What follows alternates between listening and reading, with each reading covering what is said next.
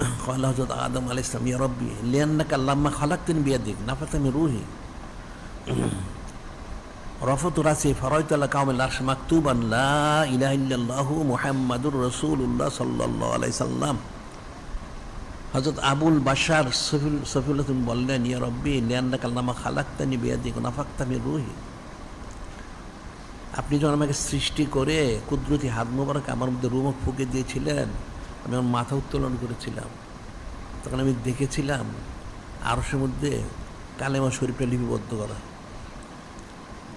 ফালিম তান্নাকা লাম তুদিফ ইলা ইসমিকা আব্বাল খালকি ইলাইক, আমি তখন চিন্তা করলাম নিশ্চয়ই এমন মহান ব্যক্তিত্ব, ওনার নাম ওর আপনার সাথে সংশ্লিষ্ট, নিশ্চয়ই উনি আপনার খাস কেউ হবেন, হাবিব মাহবুব হবেন, সেই জন্য ওনার উসিলাতে আমি দোয়া করেছি।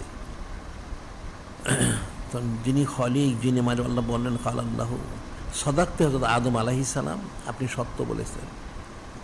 ইন্নাহু লাহাব্বুল খালকি ইলাইক, ইন্নাহু লাহাব্বুল খালকি ইলাইয়া, উনি আমার কাছে সবচেয়ে প্রিয় ব্যক্তিত্ব। উদুনি ভাক্কিহি গাফারতু লাকা আয় শাকারতু লাকা, আপনি যখন ওনার উসিলা দিয়ে দোয়া করলেন অবশ্যই আপনার দোয়া কবুল করব এবং আপনার সম্মান বৃদ্ধি করব, আপনার আওলাদদেরও সম্মান আমি বৃদ্ধি করব। সুবহানাল্লাহি সাল্লাল্লাহু আলাইহি ওয়াসাল্লাম।